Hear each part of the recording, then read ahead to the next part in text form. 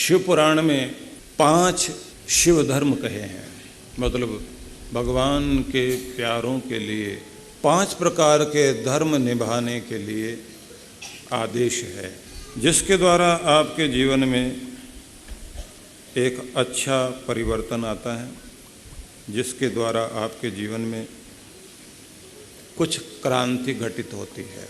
उन 5 कर्तव्यों को 5 शिव धर्म, पंच कर्तव्य, उन्हें हम सबसे पहले जानें। तपः कर्म जपो ध्यानम ज्ञानम चेति समासतः, ये पंच कर्म है।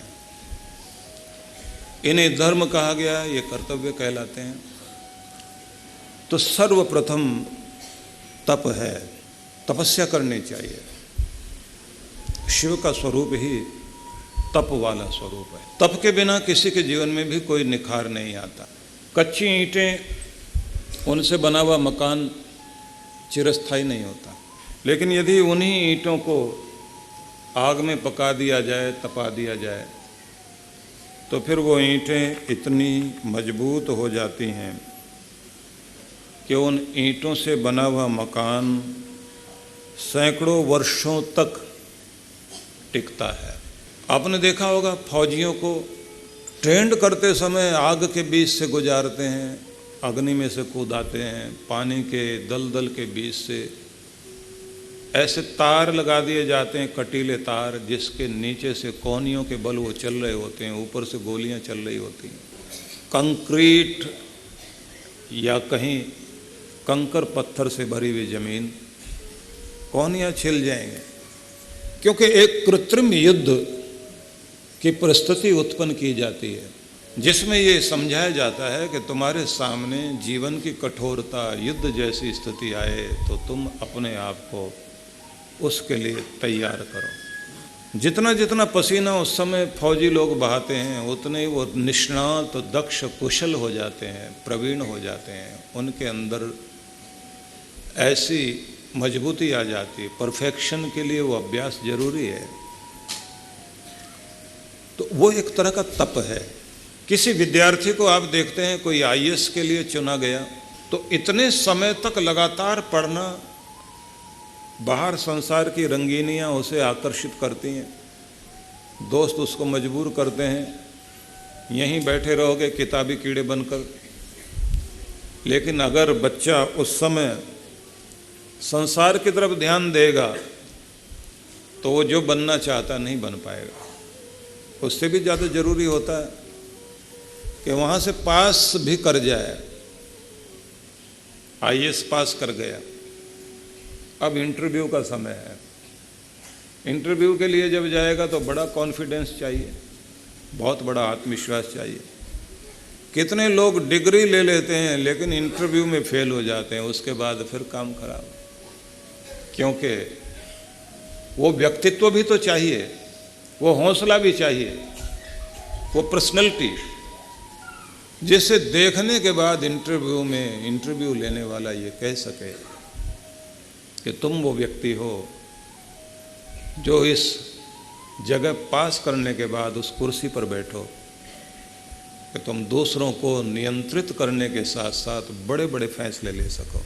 तो मतलब हुआ कि परीक्षा पास करते समय भी अपने व्यक्तित्व को बनाए रखना पड़ेगा। जिंदगी की परीक्षाओं को पास करते करते भी आपका चेहरा, आपका मन, आपका हौसला, आपका व्यक्तित्व उतना निखरना चाहिए कि देखने के बाद भी पता लगे कितनी आंधियां सही होंगी इसने, लेकिन आज भी हिला नहीं, हिमालय की तरह अटल खड़ा है। बस उसी समय उसको सैल्यूट मिलने शुरू होते हैं, क्योंकि जैसे इंटरव्यू में पास हो गया और उसको अपॉइंटमेंट लेटर दिया और साथ में कहा कि 3 महीने की या जो भी ट्रेनिंग होती है वो होने के बाद अब आपको लाल बत्ती वाली गाड़ी मिलेगी, पुलिस वाले सैल्यूट करेंगे, दुनिया सैल्यूट करती है, तब वो निकल कर जब चलता है तो लोग सैल्यूट करते हैं। तो किसको सम्मान दिया जा रहा है? उसकी तपस्या को सम्मान दिया जा रहा है। तपस्या में अपने आप को निखारना, तो ये ध्यान रखिए, जो संसार की रंगीनियां देखने में लगे रह गए, आराम पसंद बने रह गए, वो सारी दुनिया को सलाम करते घूमते हैं, दुनिया उनकी तरफ नहीं देखती।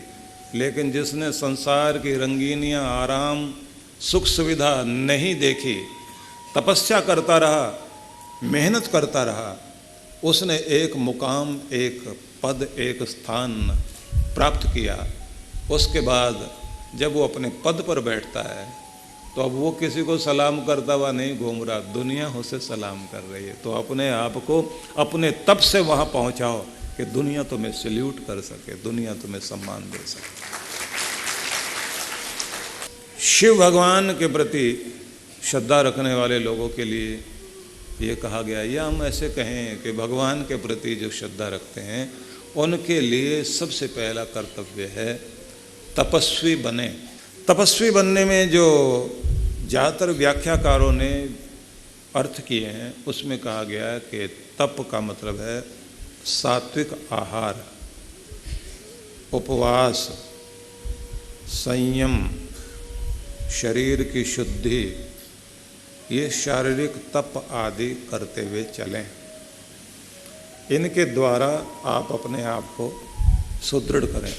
लेकिन दूसरी तरफ अगर हम कहेंगे, दूसरा भाव ये है कि आपके नियम, जो आपने जीवन में नियम बनाए, तप के माध्यम से आप अपने आप को निखारते हैं। लेकिन सबसे महत्वपूर्ण कड़ी होती है कि आपके जीवन में भक्ति के लिए जो नियम बनाए उनको आप श्रद्धापूर्वक पूर्ण कर सकें, निभा सकें, ये भी तप है और साधारण तप नहीं है। यहाँ तक कि अगर बुखार भी हो, उठकर जाकर मंदिर नहीं पहुँच सकते और नियम निभाना है, तो अपने बिस्तर पर अगर तकिए का सहारा लगाकर आप आंखें बंद करके मानसिक रूप से भगवान शिव को जल चढ़ा दें तो आपकी पूजा वहाँ तक पहुँचेगी। नहीं बैठ पाते तो लेटे लेटे ही मन से अपने मन को, मनीराम को वहाँ जाने दीजिए। मन तो जा सकता है ना, तो वहीं से कहो, तन तो नहीं जा पा रहा, लेकिन मेरे मन के तरंगे प्रभु तुम्हें प्रणाम कर रही हैं और मैं यहीं से आपको अपने पुष्प जलधारा अर्पित करता हूँ। और फिर अनुभव करना कि आप वहीं शिवालय में बैठे हैं। आदि शंकराचार्य ने अद्भुत ढंग से मानसिक पूजा के विषय में व्याख्या की, जिसमें एक महत्वपूर्ण बिंदु है कि जो आप पूजा करते हैं उस पूजा में हाथ से करके आए, उसका अपना लाभ है, लेकिन मानसिक पूजा 10 गुना ज़्यादा लाभ देती है। लेकिन मानसिक पूजा, मानसोपचार साधारण चीज नहीं है, उसकी भी विधि है, उसका भी एक तरीका है। उस पूरे उपाय को अगर आप अपनाते हैं तो आप यहीं बैठे बैठे पहुंच सकते हैं केदारनाथ। तो केदार घाटी में पर्वत शिखरों में जहाँ बर्फीले पहाड़ हैं, चारों तरफ से घिरा हुआ वो स्थान, जलधारा बहती हुई नदी नीचे की तरफ आ रही है, 3 तरफ पर्वत आसमान को छू रहे हैं। आपको अनुभव होता है कि मैं उस स्थान में हूँ जहाँ ये पृथ्वी और आकाश दोनों का मिलन हो रहा है। हालांकि पृथ्वी का वो भाग जहाँ से चलते चलते हम लोग कैलाश मानसरोवर जाते हैं ना, तो 22,000 फुट ऊंची चोटी जहाँ पर दिखाई देता है, बादल भी नीचे रह गए, लगता है जैसे आसमान झुक गया है। तो कैलाश मानसरोवर में जब आप पहुँचते हैं, मानसरोवर झील अलग दिखाई दे रही और कैलाश ऊपर की ओर, तो जब आप वहाँ खड़े होते हैं तो अनुभव में आता है कि मेरे पांव जमीन पर हैं लेकिन मेरा सिर शिखरों को छू रहा है, मतलब आसमान तक मेरा ध्यान जा रहा है।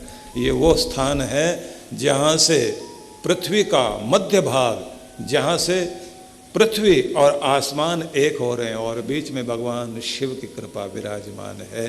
तो यहाँ मैं खड़ा हुआ हूँ, तो कभी कभी वहाँ तक पहुँच सकें शरीर से तो बहुत अच्छा, लेकिन एक बार पहुँच के आ गए, या फिर आपने कोई फिल्म देखी तो फिल्म के माध्यम से ही चल कर के पहुँच जाओ। मानसिक रूप से आप उस सरोवर में स्नान करके आइए, और एक मज़े की बात होगी अगर आप वहाँ अनुभूति करते हैं कि कितनी ठंडी हवा, कितना बर्फ़, तो आपको सीरन महसूस होने लग जाएगी। आपको महसूस होने लगेगा कि आप जहाँ बैठे हुए हैं आप वहाँ नहीं हैं, आप पहुँच गए हैं कैलाश में, या केदारनाथ आप गए हैं। तो केदारनाथ मानसिक रूप से जब आप पहुँच जाते हैं तो आपको लगता है कि पर्वतों के मध्य में घिरा हुआ ये स्थान, कहाँ मेरे प्रभु ने आकर डेरा लगाया, वहाँ तक आज मैं भी पहुँच गया हूँ। यहाँ मनुष्य के पाँव या मेरे कुल के व्यक्ति के पाँव नहीं पहुँचे हैं, बल्कि ये समझिए एक भक्त अपनी प्रार्थना के पुष्प लेकर भगवान के दर तक पहुँच गए हैं। तो वहाँ जैसे ही आप पहुँचे, मानसिक रूप से पहुँचिए, तो क्या कहना है, प्रभु सबसे पहले तो मेरे पूर्वजों का प्रणाम स्वीकार करो, जिनका प्रतिनिधि बनकर के मैं आज तेरे दर पर यहाँ पहुँच गया हूँ, और धन्यवाद करता हूँ मेरे पूर्वजों का ही कोई संस्कार रहा होगा जो मैं सारे काम छोड़कर यहाँ तक आया। मेरे गुरु की कृपा रही होगी जिसने मेरे अंदर ये तरंग पैदा किए कि मुझे यहाँ आना है, तो मैं आ गया। मैं इस सारी दुनिया को बहका लेता हूँ, लेकिन आज तो मैं तेरे भाव में बह करके यहाँ पहुँच गया हूँ। अब भगवान मुझे बहका कर मत छोड़ना, अब ऐसा कर दो कि मैं तेरा ही हो जाऊँ, तेरा ध्यान करते करते संसार को भी निभाऊँ, संसार के भी कर्तव्य करता रहूँ। तो बिल्कुल भाव भावना पूरी ऐसी बना लेनी चाहिए, भले ही आप अपने घर के मंदिर में बैठे, लेकिन मानसिक रूप से आप पहुँचिए माँ। तो कभी कभी आपका शरीर साथ नहीं देगा, लेकिन मन को ऐसा बनाओ वो साथ दे। होता उल्टा है, हमारा शरीर तो साथ दे रहा होता है पर हमारा मन साथ नहीं देता। मन कहता छोड़ो भी, ऐसे क्या भक्त बनेंगे, पूरी दुनिया देख ली हमने, कोई इतनी भक्ति नहीं करता। और आजकल तो जोशी लोग कहने लग जाते हैं भक्ति ज़्यादा हो गई भैया, ये छोड़ दो नहीं तो फल नहीं मिलेंगे तुम्हें। तो आदमी सोचता है लगता हमने कुछ ज़्यादा कर ली है। भक्ति जितनी भी करोगे कम है। मैंने कहा था ना कि रैदास ने गाया था, बहुत जन्म बिछड़े हो माधव, ये जन्म तुम्हारे लेके, न जाने कितने जन्म पहले मैं तुमसे बिछड़ गया था, अब तेरी याद इस जन्म में आई है, तो अब ये जीवन मेरा नहीं तेरा हो गया, अब तुम तेरा हो गया, अब तेरे लिए जीऊंगा। तप का अर्थ होता है सहन शक्ति को बढ़ाना, और सहन शक्ति को बढ़ाने का भी यहाँ अर्थ होता है कि प्रसन्नता पूर्वक सहते हुए कर्तव्यों का पालन करना तप है। बस ये परिभाषा याद रख लीजिए। प्रसन्नता पूर्वक कर्तव्यों को निभाना और प्रतिकूलता को बर्दाश्त करना, ये तप है। कृष्ण भगवान ने 3 तरह के तपों का उल्लेख किया, जिसमें वाणी का तप भी है, शरीर का तप भी है और मानसिक तप भी है। इस सब के संबंध में भी थोड़ी चर्चा करेंगे, लेकिन इस समय मैं आपको बता रहा हूँ कि आप अपने आप को इतना तत्पर कर लीजिए कि आपके नियम पूरे हो सकें, आपके कर्तव्य पूरे हो सकें, आप आलसी न बने, अपने आप को जंग ना लगने दें। किसी लोहे में जो लगा हुआ जंग होता है ना, वो लोहे को खा जाता है। आप जानते हैं बहुत सारे गुनाहों में आलस्य को भी एक गुनाह माना गया है, लापरवाही को भी एक पाप माना गया है। लापरवाह होना और आलसी होना ये भी एक पाप है, ये भी एक गुनाह है। और ये गुनाह हमें करना नहीं चाहिए बिल्कुल ही, क्योंकि हम ऐसे व्यक्ति बन जाते हैं अगर आलसी हैं जिसमें गति नहीं है, और अगर लापरवाह हैं तो फिर हम ऐसे व्यक्ति हो जाते हैं जैसे किसी घड़ी में सुइयां ना हो लेकिन चल जरूर रही हो, उसके चलने का क्या फ़ायदा। लापरवाह आदमी कुछ काम भी कर रहा हो, इधर चला जाए उधर चला जाए, लेकिन उसके चलने फिरने का कोई परिणाम नहीं निकलता। तो लापरवाही और आलस्य ये तो बिल्कुल नहीं होना चाहिए।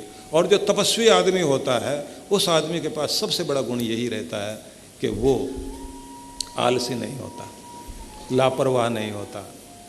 इसका मतलब क्या हुआ, जिम्मेदार होता है, कर्तव्यनिष्ठ होता है। कोई भी एक जिम्मेदार आदमी कहीं भी खड़ा हो, अकेला काफ़ी है, सब कुछ ठीक कर देगा। पूरे घर में एक समझदार और जिम्मेदार आदमी हो जाए, उस कुल को चमका देगा। किसी संगठन में एक जिम्मेदार और समझदार आदमी हो, संगठन को चमका देगा। और एक लापरवाह और आलसी आदमी महत्वपूर्ण स्थान में बैठ जाए, सारे किए कराए को मिट्टी में मिला देगा। तो अपने आलस्य को जीतना है, अपनी लापरवाही को जीतना है, जिम्मेदार बनिए। ऐसा जिम्मेदार नहीं, किसी ने कहा, कंपनी ने विज्ञापन निकाला, जिम्मेदार आदमी चाहिए, बहुत जिम्मेदार, अच्छी तनख्वाह दी जाएगी। एक आदमी पहुंच गया, उसने कहा साहब मैं बहुत जिम्मेदार हूँ। अच्छा, तुम्हें नौकरी दी जाए तो पहले ये बताओ कि तुम कितने जिम्मेदार हो। बोले 10 कंपनियों में से निकाला गया, हर गलती का जिम्मेदार मुझे ही ठहराया गया। हर किसी ने कहा यही जिम्मेदार है, यही जिम्मेदार, तो महाराज मुझे रख लीजिए।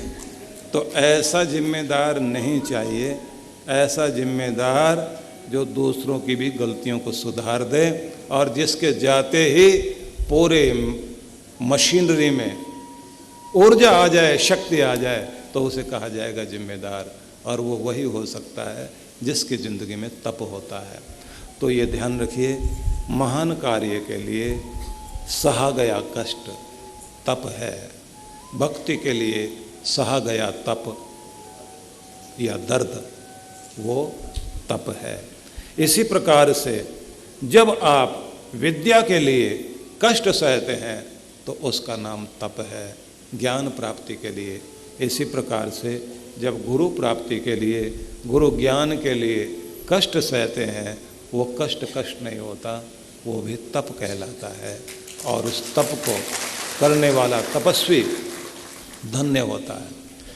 कबीर ने तप करके निष्ठा से गुरु को पाया, गुरु के हो गए, और उसके बाद गुरु ने जहाँ खड़ा किया वहीं खड़े होकर अपना मन इतना गुरु से जोड़ लिया।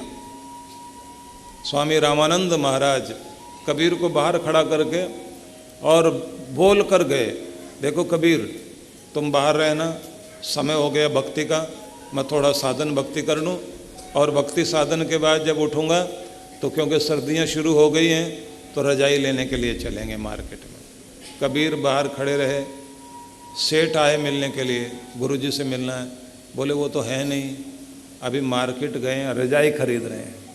आवाज़ गुरुजी के कान में भी पड़ गई, वो तो भक्ति में बैठे हुए थे। जब उठ के आए बोले तूने झूठ क्यों बोला, मैं तो अंदर बैठा हुआ था। बोले महाराज मैंने तो अपना मन आपके मन से जोड़ा हुआ था, और आपकी तरंगे बता रही थी कि आप बैठे जरूर भगवान की भक्ति में थे, लेकिन इस समय रजाई का मोल भाव कर रहे थे। स्वामी रामानंद ने कहा बोल तो तू सही रहा है, लेकिन अगर ऐसा मन जोड़ेगा तो फिर मैं चलूँगा कैसे। कबीर ने कहा मैं क्या करूँ, मैं तो अब तुम्हारा हो गया, अब मेरा मन मेरा नहीं रहा, मैं तो अपने गुरु का हो गया। और गुरु में से जो भी तरंग आएगी वो तो यहाँ इस स्क्रीन पर, मतलब यहाँ रिफ्लेक्ट होगी। गुरु के अंदर जो चल रहा होता है, इधर से आप कोई सीडी लगाते हैं तो स्क्रीन पे दिखाई देती है ना, डीवीडी वगैरह। तो गुरु के अंदर चलती हुई भाव तरंगें आपके जीवन में भी चमत्कृत हो जाए, ऐसी तपस्या के द्वारा अपने आप को गुरु के भक्त बनकर शरणागति प्राप्त करें तो कल्याण होता है। इतनी श्रद्धा होनी चाहिए। हुक्म हुआ कहीं भी कि पहुंचना है बस सब काम छोड़े और पहुंच गए। क्योंकि मानना किसको है? सिर्फ गुरु को। सुनना किसको है? गुरु को। पहुंचना कहाँ है? गुरु की शरण में। तो जब हम इस तरह से तप करते हैं तो ये गुरु भक्ति अद्भुत कार्य करती है, और इसी का परिणाम होता है जैसे बुद्ध का एक शिष्य सारिपुत्र इतना श्रद्धालु, जब उसे बुद्ध की शरण मिली तो बुद्ध की शरण में रहता है। उसने कहा था कि मैं बहुत सारी जिज्ञासा लेकर आया हूँ, उनका समाधान कैसे होगा? तो बुद्ध ने कहा, जिज्ञासा लेकर आए हो, मन में प्रश्न उठाना, मुंह से नहीं बोलना, रहना यहीं, सब शांत हो जाएगा, अपने आप शांत हो जाएगा। और उसके बाद ये हुआ, कुछ अरसे के बाद, कुछ अवधि के बाद घटा ये कि सारिपुत्र की सारी शंकाओं का समाधान हो गया। और शंकाओं का समाधान हुआ तो थोड़े समय के बाद देखने में आया कि बुद्ध में जो कुछ बहता था, वो ज्ञान धारा, वही सब बहनी शुरू हो गई सारिपुत्र में। और जब वैसी सुगंध आने लग गई, वैसी भावधारा आने लगी, परिणाम क्या हुआ? बुद्ध ने देख लिया कि अब सुगंध आने लग गई है। पूछा, कुछ प्रश्न बाकी हैं, जो पूछना है पूछ लो। उसने कहा, प्रभु अब पूछने की बात बची नहीं है, अब तो अपने आप को आपके प्रति समर्पित कर दिया। और जैसे ही वो घटना घटी तो बुद्ध ने कहा, फिर यहाँ से उठो और जाओ, और जाकर के पूरे संसार में जो पाया है उसे बांटना शुरू कर दो। तो सारिपुत्र चला और दूर गांव में जाकर उसने कहा, जानते हो, अमृत का कूप मेरा सदगुरु है, उसके कुछ जल धाराओं को लेकर मैं यहाँ पहुँच गया हूँ, तो मैं खबरदार करने के लिए कि कहाँ भटक रहे हो, मेरे सदगुरु के वचनों को सुनो, तुम्हारा कल्याण हो जाएगा। उसने ज्ञान जो गुरु से पाया था वो देना शुरू किया, और लोगों से कहे, ये जो मैं कह रहा हूँ मैं नहीं कह रहा हूँ, मेरा सदगुरु कहता है, और अगर कहने में कुछ गलत लग रहा हो तो समझना मेरे कहने में गलती है, और अगर अच्छा लग रहा हो तो समझ लेना मेरा सदगुरु मेरे अंदर बह रहा है। प्यासों की भीड़ इकट्ठी होनी शुरू हुई, लोग श्रद्धा से सिर झुकाने लगे। तो उसने क्या कहा, सारे प्रणाम जो मेरी तरफ कर रहे हो, मेरी तरफ नहीं, मेरे गुरु की तरफ कर दो। और वो खुद भी हर दिन अलग अलग दिशा में प्रणाम करता था। लोग पूछते थे, किसे प्रणाम कर रहे हो? कभी उत्तर की, किसी दिन उत्तर दिशा में प्रणाम करे, किसी दिन दक्षिण में प्रणाम करे, किसी दिन पूर्व में, किसी दिन पश्चिम में। लोग पूछते थे, उधर कौन है? सारिपुत्र कहता था, जिधर जिधर मेरे गुरु का कार्यक्रम होता है, वो जिधर चले जाते हैं उधर की दिशा में प्रणाम कर लेता हूँ। हवाओं को कहता हूँ कि जाओ, जाकर मेरे सदगुरु के चरणों को छू कर आओ। सूरज की किरणों से कहता हूँ, तुमने मेरे सदगुरु को छुआ है, अब मुझे भी छू रहे हो। मेरे गुरु के शरीर को और उनके चरणों को छुआ है, तो अब मेरे माथे को छू देना, जिससे मेरा कल्याण हो जाए। बैठा कहीं भी है लेकिन जुड़ा हुआ अपने सदगुरु से। परिणाम देखिए, बुद्ध की पूरी सुगंध सारिपुत्र में उतर आई। ये श्रद्धा, ये तप, ये भक्ति आपको वहाँ लेकर जाती है। इसलिए ये ध्यान रखिए कि जब आप तपस्वी बन जाते हैं, श्रद्धालु बन जाते हैं, विश्वास वाले बन जाते हैं, तो उस समय शिव धर्म का पालन करते करते आप अपना कल्याण करते हैं। आगे कहा गया है कि एक तो हो गया तप, दूसरा हो गया कर्म। तो कर्म क्या? तो कहते हैं एक कर्म तो वो हुआ जिससे आप अपनी रोजी रोटी कमाएंगे, सांसारिक कार्य पूरे करेंगे। लेकिन शिव धर्म में दूसरा कर्म ये होगा कि जिस कर्म से मेरा रब रीझे वही कर्म है। मतलब आपको इष्ट का कीर्तन, इष्ट का पूजन, इष्ट का अर्चन, इष्ट की परिक्रमा, इष्ट की शरणागति, इष्ट के सानिध्य में बैठकर उनकी महिमा का गुणगान सुनना, महिमा का गुणगान करना। हर स्थान में जहाँ भी आप चले गए वहीं देख करके ईश्वर को याद करना, और ईश्वर को याद करते करते स्थिति ऐसी हो जानी चाहिए कि जहाँ बैठ गए वहीं आप खो जाएं, बैठे बैठे उसकी याद में आनंदित हो जाएं। तो आप गए, मान लीजिए आप कृष्ण भगवान को मानते हैं, तो द्वारकाधीश के दर्शन करने के लिए द्वारिका चले गए।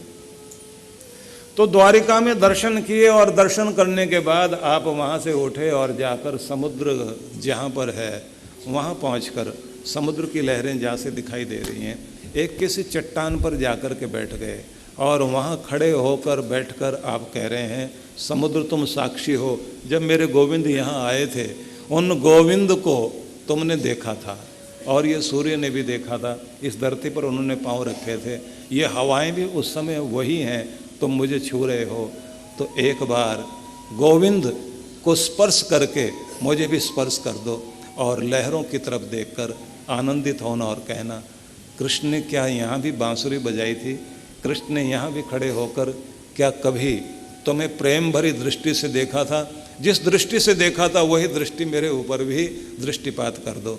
और ऐसा भाव लेकर गदगद भाव से वहीं आंखें बंद करके महसूस करना कि कृष्ण की बांसुरी की तान लहरों के साथ गूंज रही है, लहरें ताल मिला रही हैं और आप वहाँ ध्यान में बैठे हैं। थोड़ी देर के बाद आपको अनुभूति होने लग जाएगी, ज्योतिपुंज के रूप में आपके गोविंद सामने लहरों के ऊपर खड़े हुए अनुभव होने लग जाएंगे, और आपको दर्शन भी होगा, अनुभूति भी होगी, अंदर गदगद होंगे, आनंद की लहर बहनी शुरू हो जाएगी। क्योंकि आपने पूजन किया वो एक कर्म, और पूजन करने के साथ साथ उसकी अनुभूति की ये दूसरा कर्म। कहते हैं कि कीर्तन करते करते जब आपको अनुभूति होने लग जाए निकटता की, सानिध्य की, सामीप्य की, तब भक्ति आपकी पूर्ण होने लग जाती है।